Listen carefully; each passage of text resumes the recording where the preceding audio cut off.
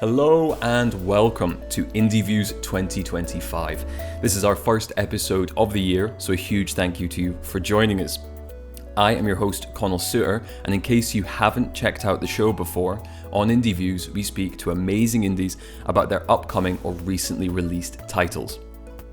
Today, we've been lucky enough to speak to Andraž Oražem from Alchemy Sheep about his upcoming Game is Full of Bugs. Now, Game is Full of Bugs is a super cool upcoming rogue-lite title where you'll take charge of the programmer protagonist and you'll be fighting your way through hives of bugs looking for the queen, fighting through different biomes and against various enemies. One absolutely fascinating feature of the game is the magazine system, which allows you as the player to create your own incredible combinations of bullets and effects. You'll hear a lot more about this in the second half of the episode. I'd really recommend sticking around for it because it is such a cool feature. You'll also hear in the interview a lot of other aspects of the game, but anyway, a huge thanks to Andraž for joining us. He was absolutely fantastic to speak to, and the game sounds absolutely amazing. So let's get right to it. Magic, we are here today with Andraž from Alchemy Sheep. Andraž, how's it going? It's going great. Awesome, glad to hear it. And we're here to talk about Game is Full of Bugs, which is a really cool top-down dual joystick shooter with a lot of really interesting mechanics that we'll talk a bit more about later on. But I guess to start us off, could you give us like a little bit of an intro to yourself and Alchemy Sheep? Yeah, of course. So I've been it's just me, right? Alchemy Sheep is just me, so I guess I am the Alchemy Sheep. But yeah, no, I've been working on games for I guess almost 10 years now. I don't know exactly when I started because I started on some small things. But I've been looking for like what to do most of my life. I've tried a ton of things mostly in multimedia. So I wanted to draw comic books for the longest time. And then I've dabbled in video making, had some projects there. Then I really fell in love with music making, with orchestral music. But I just didn't see how I would kind of make money with that. And then I found game development through a friend. And it kind of combined everything that I really liked to do. It combined, world building, drawing, coding. I found myself to really enjoy, even though it's not my favorite thing, but I really like problem solving, right? So yeah, essentially, I kind of found game development by accident, loved it. Currently I'm working on this on Game is Full of Bugs, which is my second main big project. Before I made Necrobouncer and a couple of small things that I didn't really publish, just more as a learning experience. And yeah, that's about it. That's amazing. What an interesting way of getting into game development, kind of happenstance through different multimedia. That's really interesting, especially to get into doing it all yourself. Like, it's not a very clear route. Often you hear people, they started programming software, for instance, and then that programming kind of naturally came along. But as someone who has a lifetime of struggle with programming, that is incredibly impressive. That's really cool. And then does that kind of, do you still use all those music making skills, I guess, as well, working on Games Full of Bugs? Yeah, the thing is I would love to make music for my games as well. It's just, one of the things is that the style of music that I make, which is, orchestral, is not maybe the best suited for this type of games. It could be, right? Why not, right? You don't have to have chip tune music for every pixel game there is. But it's just, the thing is, music has more so evolved as a passion of mine. And unfortunately, because of game development, I haven't been able to do it for quite a few years now. But I saw myself, as I was trying to transition into doing it professionally, I saw myself that it kind of pulled the joy out of it. And if someday I will, have a successful game and have enough money to have some sort of financial security, and I can work on a passion project. I mean, everything is a passion project, but really have all the time you need, right? To have all the time you want, I guess. Then I would love to make music for my games as well. But otherwise, if nothing else, it's really valuable for me to know about it, so I can really talk to whoever I'm commissioning for music. I can talk to them really well. I think I can understand what they can be struggling with, and I understand how much things take, how hard it is to change some stuff. So it definitely came really handy in that regard. But yeah, I don't make the music, unfortunately, because it's not efficient time-wise. No, it makes sense. Well, I can't wait for the 10-year anniversary Game is Full of Bugs release with the full orchestral soundtrack that you'll add on eventually. No, it's really cool, though, man, no doubt. But I think it's totally right. Even if you don't get to use it directly, having that like general breadth of skills, no doubt that meant. I imagine the composer was very thankful to have that. That's really cool. Yeah, I think the conversation was really fluent. Right. Yeah, totally. That's awesome. And I guess, well, the game we're talking about is Game is Full of Bugs, which is, as I said at the top of the show, it sounds amazing. It looks incredible. Everyone go check it out on Steam right now. But I guess, to give them a quick intro, could you give us an overview of the game and what players can expect? Yeah, so a short description of the game, as you can also see on Steam, is Games Full of Bugs is a game about a crafty programmer fighting an alien invasion of bugs by building a magazine of bullets, just like you build a deck of cards in a deck builder. And this kind of sums up the idea behind it. But essentially, I think it's the most similar to games like Nuclear Throne or Enter the Gungeon. But it just has this magazine building mechanic that I really try to explore with the game.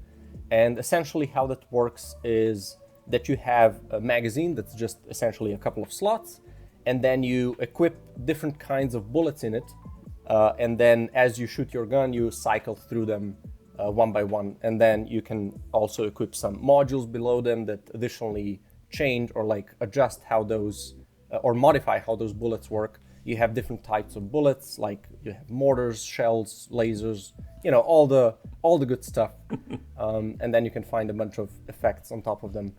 And yeah, that's about it. You essentially try to find a really crazy build and, kill everything. Wow, it sounds amazing. And yeah, it's esteemed company to be in. Just for the show, we were talking a little bit about Noita as well, but the fact that I've seen that comparison as well as people talking about Nuclear Throne and Enter the Gungeon, and the fact that every comparison being drawn from Games Full of Bugs is to a massive indie game, some of the most iconic indie games that I can think of, is incredibly good. Yeah, that's awesome. Yeah, I saw that visually, my games definitely reflect a lot of how Nuclear Throne and Enter the Gungeon look. And I take pride in that people kind of connect it to how those games look, because I think those games look amazing. And yeah, so yeah, I'm definitely happy about that. No doubt, yeah, no, it's a fantastic comparison.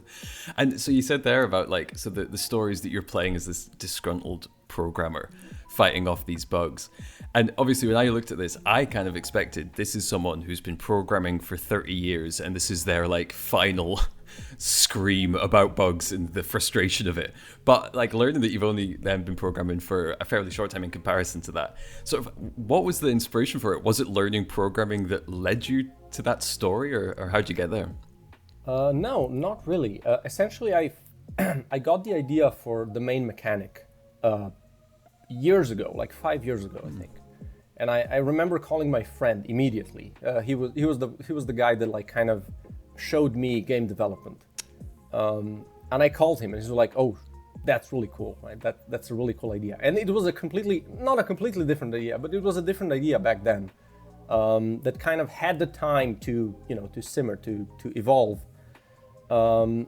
and I kind of gotten the idea for this theme later down the road. It kind of really made a lot of sense with what I was trying to do with you being the programmer, because you kind of use the bug parts that you kill. You use the knowledge of your programming skills, I guess. You use them to understand how the bugs work and how you can reuse those parts to build your magazine, and also the way you found the fabricator. It's essentially tapping into your skills as a programmer. And it's also kind of, I don't know, it's easier for me to write a character that's, I guess, somewhat similar to me in terms of what they do. But yeah, otherwise, I think the whole game, you fighting bugs, and then the whole game, there's a reason why it's called Games Full of Bugs. There's a deeper reason in the story and in the plot that's going to be revealed later. Everything just made a lot of sense. And me coming up with this idea of Game is Full of Bugs, it was something that I thought could do really well if you heard it or like if you read it somewhere. I hope that people are going to be, oh, what's that, you know? But then also it made a lot of sense with the whole theme, with like the character, with everything. It's kind of it didn't happen, all of a sudden. It kind of came in waves of, small little epiphanies, I guess. But yeah, I landed on this, and I think I'm pretty happy with it. No doubt. It's very cool. I like that there's this extra level. The fact that what you're saying about reusing bugs and kind of, you're almost learning in this like code snippety kind of a way. Yeah. That's super cool. And well, I'm interested to hear more about the story later on, and how a game is full of bugs sort of reveals itself. But that's super cool. No, I really like that. And I think you're absolutely right as well. It's definitely one where you read that synopsis and immediately you're interested. Partially also because, like, as you say, the second that you're also evoking that real life person, it introduces, like, you don't even need to be funny for it to be kind of funny. Then, you've got that levity to it. Yeah. And the game, and also the game's like whole atmosphere, I guess, or feel is definitely on the goofier side. It does take, like, the world does take itself seriously, but I do try to make it a bit more lighthearted, I guess. Awesome. And the whole name kind of already sets that up, I think. Totally. It's a really funny one as well, because it comes up a lot, right? I feel like it's every sort of 5 years someone posits the question of why isn't there more funny games? And so often it's because, or it feels like it's because when games try to be funny, they really try to be funny, and it's like a kind of constant thing you're dealing with, and like they're constantly making jokes, and it almost can take you out of it. But actually getting that and kind also of... I think one of the big issues that I've noticed of games that try to be funny, which is a really hard thing to do properly, right? But I think it's also really hard because humor, or like what's funny currently, really evolves over time. And if you're taking 2 or 3 years to make the game, it might not be funny anymore. Totally. Right? So it's making a funny game, that sounds hell to me. No doubt. You're so right, though. Totally. There's so many games as well that are like, when they are being funny, they parody like stuff that's in the news. There's a game from a few years ago that was very much like a parody of... There's a Brexit parody game from years ago. There's one about the American 2016 election. And totally, you look back at them now even, you're like, if you showed this to someone that wasn't paying attention, then it would mean nothing to them. Totally. Yeah. No, that's so interesting. Well, I really love that line. You're sort of getting along there. And sort of, before I was going to ask about the hive maps and the way that those work, but would you describe it as a roguelike going into it? Or like, how do you think of it genre-wise? I mean, I guess people would like me to clarify that it's a rogue-lite, even though I don't care much for those distinctions. I think it is a clear distinction. I think that's fair. But I rarely see... I think a roguelike is really, really rare. Like a proper roguelike is really rare nowadays. Because everybody... Like, people expect some sort of, meta progression, some sort of, goal, something that's happening in between runs. And it's just making a roguelike, I think, is like a suicide right now, unless you're a really popular developer already. Totally. But yeah, it's definitely it tries to be as fair in terms of not having upgrades be in a sense that you just grind them. So let's say you just have more health every run, or you have more damage or whatever. What I'm trying to do is that you unlock more mechanics as you play more. You unlock more different types of effects that you can find on bullets, more, different bullets, different modules. You unlock new missions that are more complex, that are harder. And with that complexity, I kind of think that also, because things are more complex effects also spawn. And it kind of, everything evolves with each other. And also I want people that are not really used to these kinds of genres, because there's a lot of people that just cannot get into these kinds of games because they're too hard. I want to make the experience at the beginning a lot easier and a lot less bloated, I guess a lot less simpler, so people can kind of have the time to get into it and then get introduced new mechanics as they go. But yeah, I don't want people to need to like grind the game to beat it. You can beat it pretty, like, as you get through the levels, you can beat them immediately. It just depends, have you learned the game enough? And, you can get additional tools that are more complex and require more understanding of the game to use, but they also give you, maybe stronger options later on.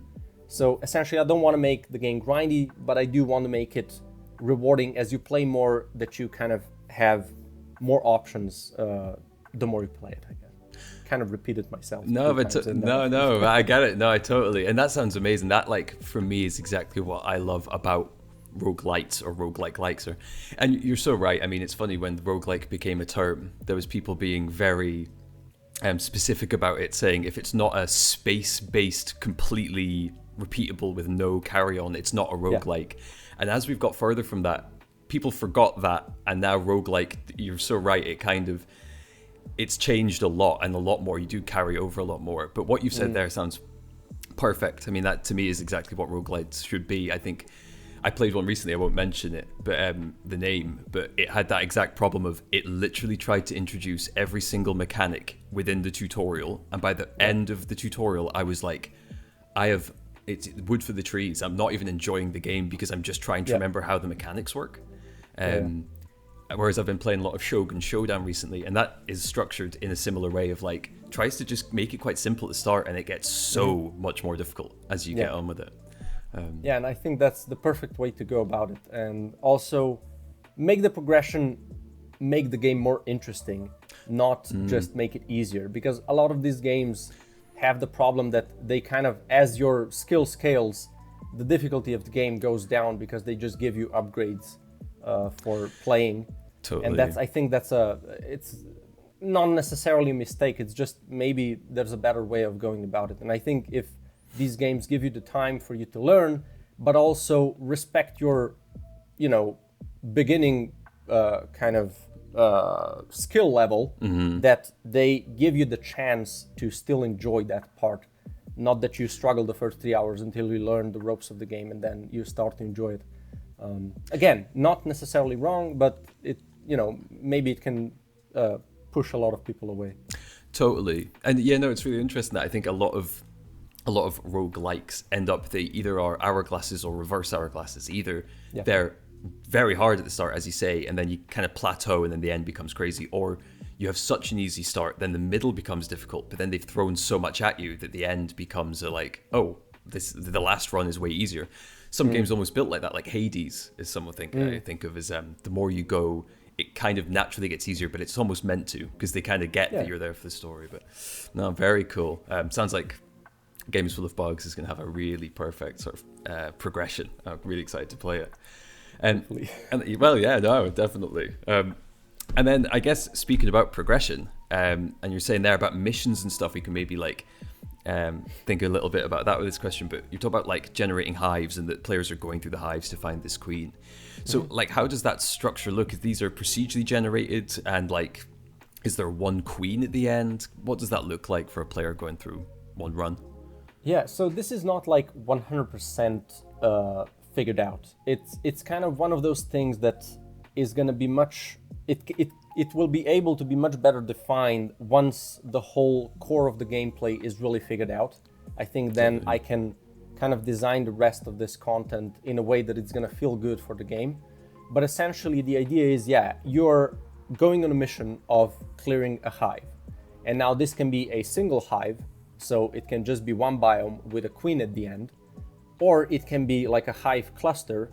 So it's like you go through one hive that's a couple of levels and a boss, and then you go to another hive that's a different biome that has different bullets that can spawn there, different enemies, different kind of different possibilities. And that's also one of the things that I want to make interesting, so people can have that not just the choice, but there's also a reason why you would either go to this biome or the other biome. That's cool. Because depending on what you're building or what you're trying to achieve, different biomes are going to offer different things, and I think that's going to be interesting. But again, I don't know yet exactly how it's going to be, but that's the idea. Essentially, you have missions to clear a hive, right? And then probably there's going to be another mission where you're just going to go in a specific location, and you're going to have to defend some sort of an instrument that's doing some measuring or whatever, and you're going to just be defending waves after waves, and just to kind of give you a different, a bit of a different style of gameplay. But essentially everything boils down to clear a room, equip stuff and, repeat. Awesome. Oh, that's super cool. And I've seen on some of the screenshots with the way there was like markers on the map and lines between them. Is there like tunnels you move between, or like how do you move around the Yeah, lives? exactly. So it's essentially just you pick a level, it has a specific amount of exits, and then you go to an exit depending on like where on the map you want to go. Sick. And you can't go back, you can just go forward. So essentially I don't want to have those big spaces where you can, go to one side and then you have to backtrack to the other side, which again, nothing wrong with that. It's just I'm trying to make this smaller rooms that are kind of, separated experiences. And then you have, after you clear that small room, you have a bit of time to kind of cool off and do the equipping, do the strategy, and then, go back into the action. So to have that clear roller coaster of emotion, right? Totally. But yeah, I'm trying to also not have it be, not have 10 rooms and then a boss, but have a bit of, maybe 5 rooms and a boss, so that it stays dynamic as possible. But yeah. That sounds awesome. No, I love the sound of that. I am bad for it. There's great games that I have thrown out because of backtracking, and I still feel kind of bad about like control and stuff like this. Mm-hmm. So I'm so glad to hear that like that's the perfect way for me anyway to build that kind of game. That sounds awesome. That's super fun. And yeah, I love actually even that little phase like you're saying of having the equipping at the end. Not to again go back to Shogun Showdown, but it kind of has a similar structure where you're unlocking an upgrade at the end, and it's actually nice also having that cool off moment of being like, Christ, or thinking about I messed that fight up so badly. How do I avoid that next time? That sounds great. And when I was looking at the screenshots as well, I noticed that like quite a few of them had this like UI at the top of them that had like multiple guys kind of filling out. What is that UI? Maybe that's too specific a question, but like, is that to do with progression, or like, are you running, is it one of those don't let it fill up, otherwise the big bad comes to kill you? Yeah, no, that's just a wave counter. Oh, sick, right. Yeah, it's nothing too special. And it's also something that I'm not yet 100% sure on. Like, are the rooms just gonna have, a specific amount of enemies at the beginning and then you just clear that? Or is it gonna be wave based as I'm doing it now? So you have a couple of waves. I'm also trying to not make too many of those, but it's a really nice way of kind of separating the easier rooms with like harder rooms. Totally. But again, this is also something that's not really well defined right now, because even the whole dungeon navigation doesn't do anything really. You can choose between easy and hard rooms, but there's no reason like to go for one or the other. You get more rewards in the hard room, but there's not like a clear, you go there because there's a better chance of whatever. There's not much of that yet. So that's still, again, I'm trying to basically figure out the core of the game and then see what feels right. Maybe, maybe I figured out that has to be scrapped completely. I don't know. We'll see. Well, I'll fight for it to stay in because I like the UI and the screenshots. But no doubt, man. It's a very exciting time though to be like, doing this, man. It's cool. It's I like the way you're feeling it out because it sounds like a better way to do it. Get that core mechanic to the point where it feels the best, and then see how the game fits around it. That's cool. And I guess speaking of core mechanic, we're here to chat about the magazine building system in particular because I am very intrigued by it. So we talked a little bit about it at the start, and so you just came up with the idea out of the blue. I guess you were saying it wasn't really inspired directly by other games. It was just something you thought was awesome. And like I said, it was a different idea. Back then I had the idea of having a gun and then you can attach modules to it directly. There was no magazine and have separate bullets. It's just a gun that you would have, I don't know, 1 or 2 slots on it, and then you just keep on attaching stuff. And I think there's been games now that did something like that already. But back then I thought it was super cool. But then I usually do that when I drive in my car. I have a lot of time to think. I turn off the radio, be alone with my thoughts. And I remember both of these things came up to me while I was driving. And one day when I was thinking about it, and I always like, if I'm like on a roll with good ideas, I try to record myself on my phone. And I remember having that moment where I thought about, what about instead of adding modules to the gun, you would have this magazine with slots and you would equip bullets in it. So that was all there was. There was no modules below, there was nothing like that, just random bullets that you can then equip in it. And that was like, I don't know, that happened I think like a year later after I got the initial idea. And I really didn't like connect it from any game. So I really believed that like this was something super unique. I was really happy with it until, you know, somebody mentioned Noita, which, you know, that's fine. And I think this game definitely still does it a lot differently than what Noita does. But yeah, because there's not many games that are doing this, it seems kind of a lot more similar.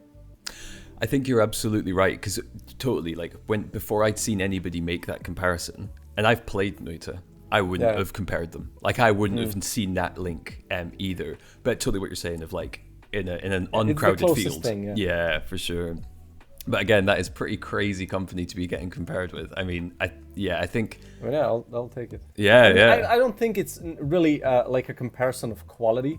I think it's just like a comparison of like the base idea, I guess, totally. Or not the base idea, but like just the idea of this mechanic. But either way, like Noita is super popular, and I think if people like that, they're definitely going to be able to enjoy this as well. And I think this game is going to be catered to a bit more of a casual audience as well, even though you're going to have a lot of depth. So if you want to, you know, spend hundreds of hours in it, I'm going to try to make your time worth it. Oh, well, awesome. Well, I can't wait to spend hundreds of hours in it. It is right on my street. So you were saying earlier about like, so different bullets as well from different enemies or from perhaps different biomes and stuff like this. So how does that kind of work? So when you're killing an enemy, am I getting a full bullet from them, or are you getting like an element of a bullet that you're combining with other ones? Yeah, so there was a bunch of different iterations here.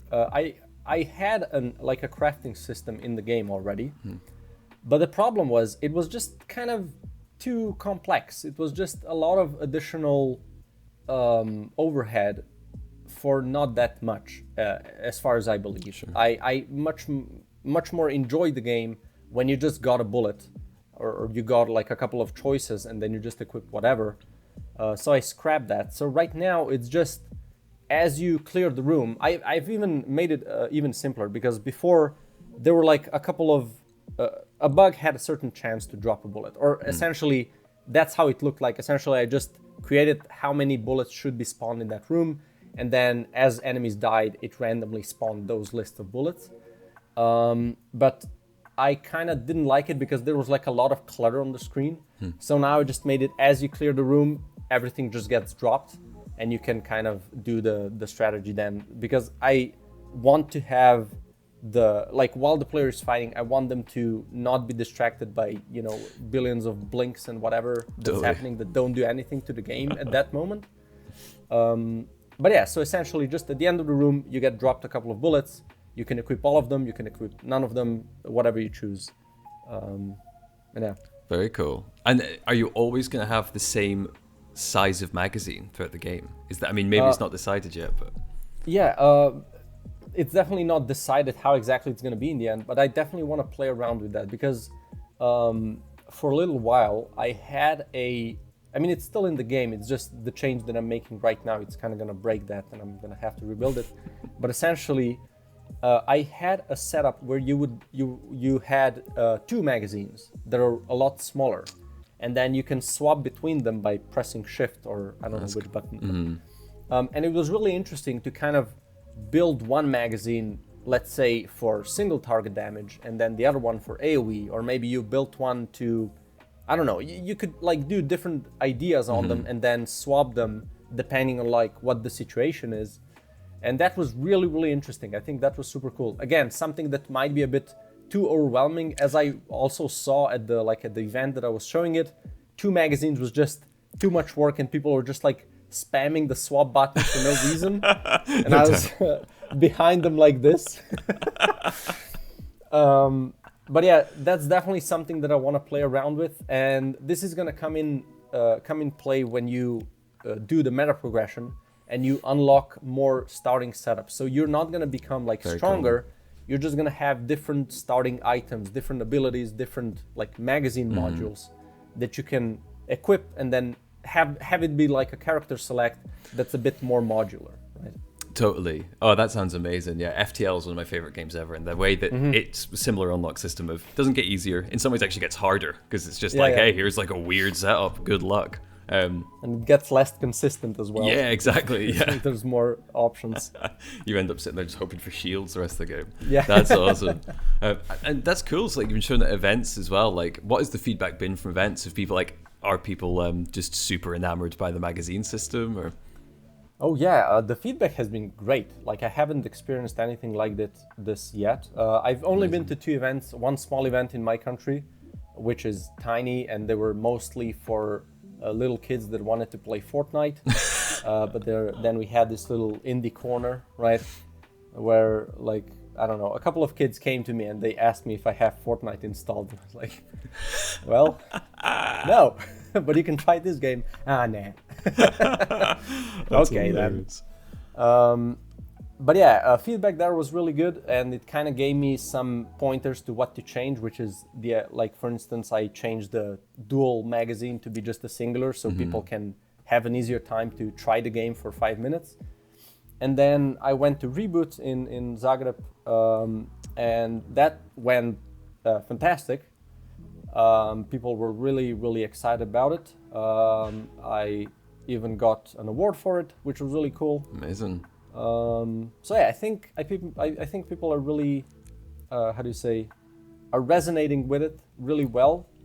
Now it's just on me to kind of, finish it in a good way, because there's definitely a lot of ways you can mess up your game. But yeah, hopefully I don't do that. Hopefully I, take what I had at that point and really make it, the best I can. Yeah. No doubt. Yeah. I mean, that is incredibly confidence boosting to be getting an award for it. I mean, that's amazing. Yeah. But no doubt, man. No, you're not wrong. There's many indie games that halfway through development, I'm sure, looked very different. But no, I think this will be amazing at release. I'm sure you'll do an amazing job with it. Thank you. And with the magazines, because you've got quite a lot of options there within it, and you've talked about on the Steam page some powerful combos. And obviously, I don't want you to reveal everything that people get in the game, but like, what kind of combinations can they make? What's the spray to the rocket to the laser? How's that gonna look? So like, for instance, you can have, let's say, I'm playing around with something that I call hive bullets, which is essentially a bullet that has a really, it has a hive type, and then it has a really weak effect on it, in addition to whatever it is as a base. But then what it does, because it's a hive bullet, it shares its ability with all the other hive bullets, for instance. So if you find enough of them, it can be really crazy just because of that. Or you have, let's say, you can have an ability, you can have a mortar that spawns shrubbery as it lands, and then you can have bullets that set stuff on fire, and you can kind of create like a wall of fire, because you spawn shrubbery and then you set it on fire. That's awesome. And then as enemies go through, everything dies, because fire is completely overpowered at the moment. But it can kill you as well, so there you go. That's sick. So yeah, stuff like that. There's obviously damage scaling and stuff like that, and totally. like AoE scaling, the normal things. But I want to make some crazy things as well. You have a bullet that spawns little hatchling bullets as it flies, and then if you find a way to make it not hit enemies, you can like get an ethereal effect on it, which makes it only hit walls, and then you get some bounce on it, so it bounces around, so it doesn't just destroy itself as it hits the wall. Totally. Then it continuously, or for a while, spawns little bullets out of it, and that has proven to be a little busted as well. It sounds, I can see why. Yeah. That sounds super cool. That's definitely like, yeah, it's more than I kind of expected almost. Like, I thought it was going to be more of like what you're saying about like damage scaling, but then with like a slightly different effect, like a different area that it's hitting or a different speed. But the second you said shrubbery, I can't say I expected that to come up when talking about bullets. That sounds amazing. All that sounds super, super interesting. Yeah. Amazing trial and error stuff, again, with like a lot of the great games I've played recently. That's something that's been appealing. So like, yeah, and that like Hades, right? when you get on a good Hades run and you start feeling incredible and you're just like, Yeah, oh yeah. my god, how am I doing so well? It sounds like Yeah. that, but actually even funnier and like more interesting, being able to spawn Yeah, shrubs. I essentially don't want to have like any breaks in terms of like what I can design, and I want to make stuff that is a bit kind of stupid, because I Totally. think that's really fun in games, and have stuff that seems completely useless, but combined with the right things. There's going to be a lot of just damage scaling, or just gaining Totally. split shot, or gaining more AOE or whatever. That's perfectly fine, but you can also, as you understand the game more, you can try to make a combo out of something that's maybe a bit less conventional, and just try to have some fun with it. And hopefully I'm gonna try to make some quests and stuff like that that kind of not enforce, but that give you more incentive to try out some crazy stuff. So yeah. That sounds super cool. And it's funny, we go back into that, like, being funny, right? Like, that's a very naturally funny thing to do. Like, I don't even know if you thought that was funny when you put it in, other than just being like, makes sense, shrub set on fire. But Yeah, it sounds fun. yeah, exactly. No, right, man. That's awesome. This sounds like such a cool game. I'm so excited to play it, man. No, seriously, yeah, it sounds amazing. I have to apologize to every guest because I'll like sit the whole time and just go, this sounds so much fun. I can't wait to play it. And then I have to go back to work afterwards, But Yeah. but no, it sounds amazing, man. Honestly, I think that sounds like such a cool bunch of systems, and like not just that it's an interestingly complex system in terms of your mind can kind of go forever with it. You could just keep going with combinations and ways of doing it. But the fact that there's something that's a little bit silly and fun and light as well is really cool, especially a game that looks like intense. From like the trailer, it looks like it gets pretty fast and hectic. Oh yeah, you can die immediately. This is one of the things I wanted to make, and this is again something that I'm trying out, right? But I kind of liked the way this is something that I got from Nuclear Throne. That game just kills you. Totally. You just make a small mistake and you just die. But on the other hand, you kill the boss in with 5 shots if you have the right gun. Like everything's happening really fast, and I love that pacing and you not having that. How do you say, iframes, right, after you get hit. Totally. I kind of like that you just have a life pool, and you can scale that up as well. You're going to have modules that, let's say, you're going to have to, there's going to be conditional modules. So for instance, you can have a module, so that's the Tetris thing below, that's going to have a condition. Let's say this module needs to be attached to 3 shockwaves at least to be active. And then module, if it's activated, it can give you, let's say, more HP, or it can give you more melee attack damage, or it can give you more speed, whatever. It doesn't have to necessarily just boost the bullets, right? So you can definitely do a lot of interesting things, or heal up, or whatever. But I still want to have that kind of threat of you just dying if you're not careful. So giving you a lot of options to be really, really strong, but be careful, right? That sounds great. We'll see. Maybe maybe we're gonna add iframes later on. I don't know. Yeah, feedback from events with a bunch of Fortnite kids saying it's too hard. That sounds super cool, man. Oh, I love that. Yeah, I can't wait. Can't wait to see more of this. And then I guess what we're using these magazines for is shooting loads of bugs. So kind of how many types of bugs? I know in the trailer there's a couple that you see definitely in there, and then there's a big one that you're attaching stuff into. Not sure if that's the same thing, but yeah, kind of how many bugs types are there going to be in the game? What are players expecting there? Yeah, it really depends how much it's gonna make sense. I don't want to make the thing. Essentially, I want to make each enemy have its own identity. Which I don't know if I'm gonna manage to do. Like, there's definitely gonna be enemies that are really similar, right? Obviously, and there's gonna be like an enemy in a different biome that's really similar to another enemy in a different biome. But I want to I'm trying to approach it in a way where each enemy is gonna serve as a different type of challenge. There's gonna be one basic enemy that's kind of swarmy, something that you can just mow down, which is gonna be fun. But then there's going to be like a bunch of enemies that give you different types of challenges. So like, for instance, there's one that shoots a volley of bullets, and that just, you either have to hide behind a wall, or just kind of run sideways.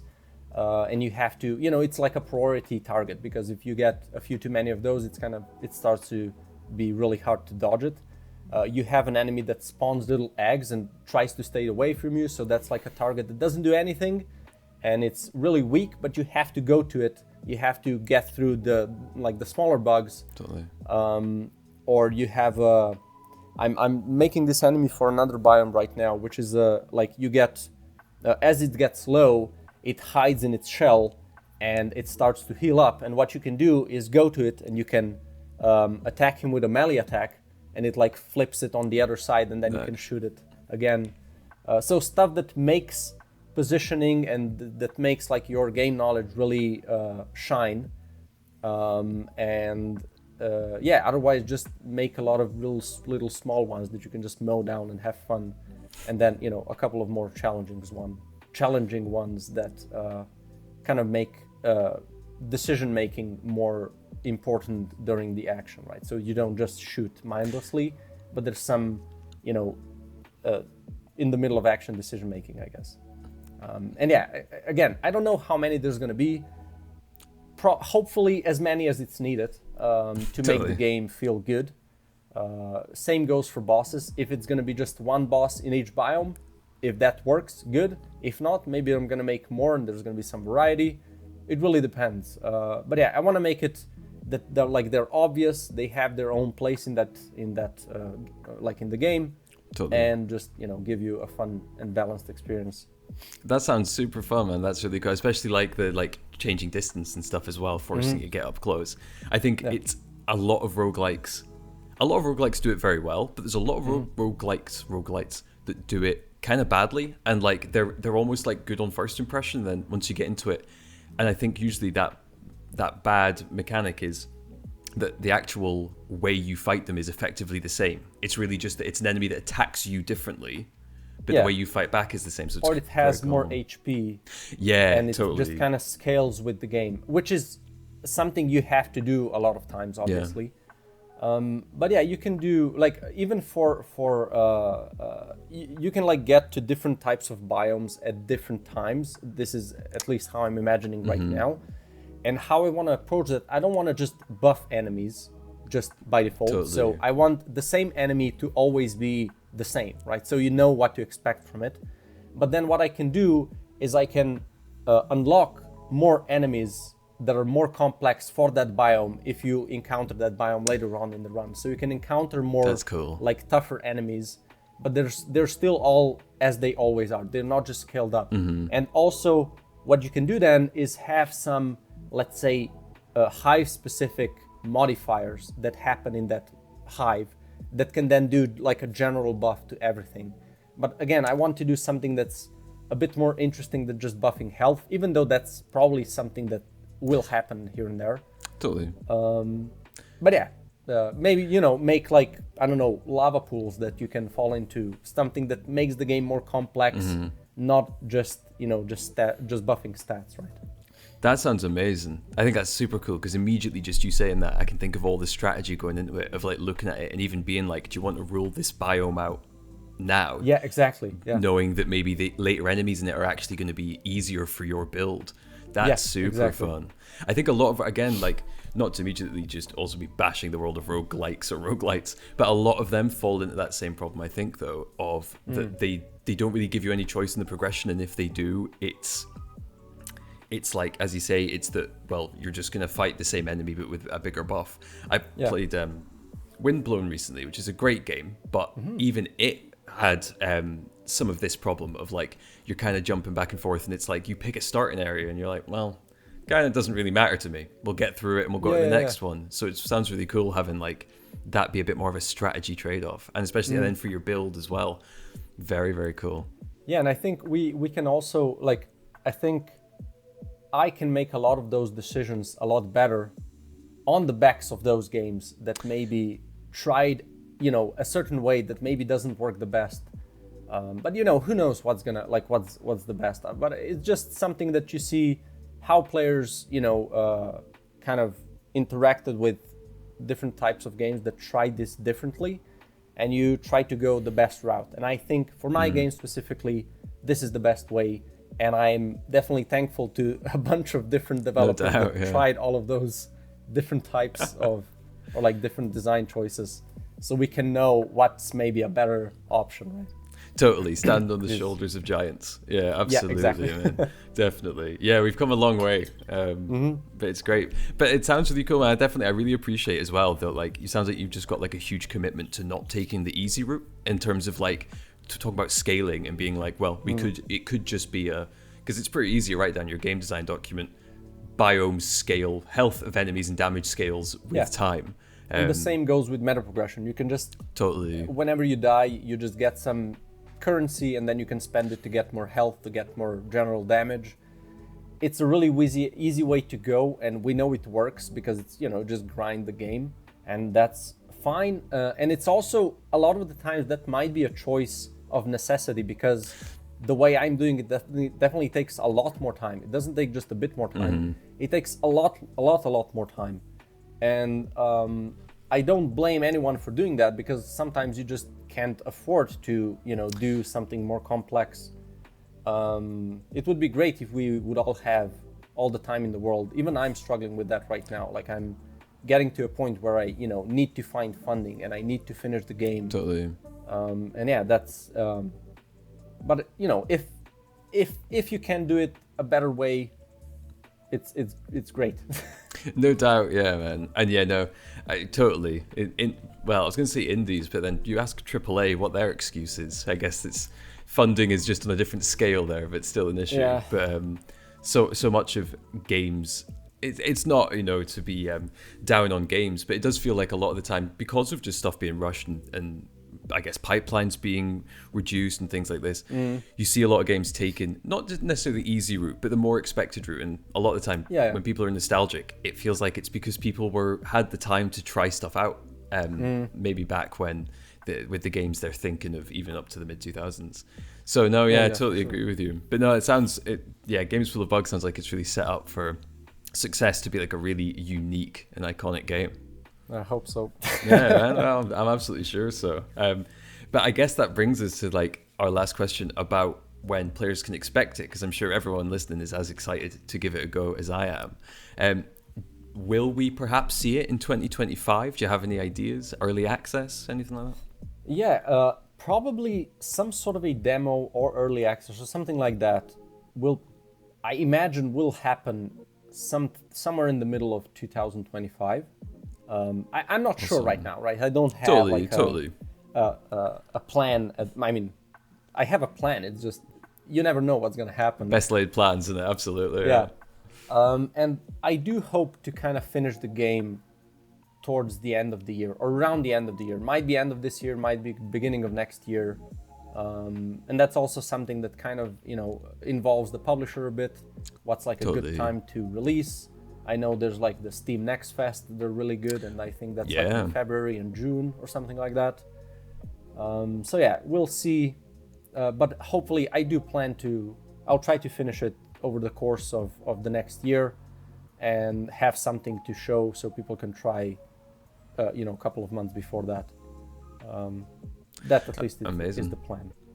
Oh, well, that sounds great. I mean, I'm excited. Fingers crossed for a next Fest demo then. I'd love to get to see it then. And whenever we get it, man, I'm really excited for it. And I guess any publishers listening as well, now's the time to get in touch, because it sounds like it's the crux point, the most important time for the game. So yeah, that sounds amazing. Definitely. Well, thank you so much for joining us today and chatting about Games Full of Bugs, Andraž. It is genuinely, and I realize I'm always gushing about the games, but it seems super cool. And from the kind of the story, which is something that you normally doesn't get mentioned, I feel like, at all when we're talking about roguelikes, but even the fact that you've kind of got a really fun, cool, endearing element there, all the way up to the kind of nitty gritty of what we've talked about with the magazine mechanics. It sounds like such a cool and unique game, and all the best with it. I can't wait to play it. Thank you. I really appreciate it, and I love being a part of this podcast. It was really fun. Really fun experience. It's a really cool thing. So yeah, really appreciate you inviting me on it. Awesome. No, thank you so much. And where's the best socials to keep up with updates on the game? Obviously, wishlist and follow on Steam, but where's the best place to grab you? Well, I'm on Twitter and what's it called? the new thing. Blue Sky? Is that the one everyone's yeah. using? Awesome. Yeah. I'm on those two. You can find me under Megaficus. It's an awkward name to find, but you know, it's fine. You can just type in the game and probably you're gonna find it. And you can also find me on YouTube, Alchemy Sheep. I'm making devlogs here and there. Like I'm making a new video every month. So if you're interested in like getting some updates, that's probably like the most that I talk about the game in depth. The rest of the places is just, you know, a couple of posts here and there. Totally. Yeah. And that was it for our first episode of 2025. A huge thanks to Andraž for joining us, and a huge thanks to you for listening in. I am absolutely thrilled to get to speak to him about this game, and I honestly cannot wait to play it. I hope you feel the same way after hearing us talk about it. I found his entry to game development incredibly inspiring, and everything he said about skilling up and learning these different elements to be able to build this game himself, I think is absolutely amazing. And it sounds like he's got such incredible ideas for it. I just cannot wait to play it myself. I'd really recommend heading down to the description beneath this video and following the game on Steam and all the socials we mentioned. All the links can be found below. Again, a huge thanks to Andraž for joining us, and a huge thanks to you for listening in. I hope you join us for the next episode of IndieViews.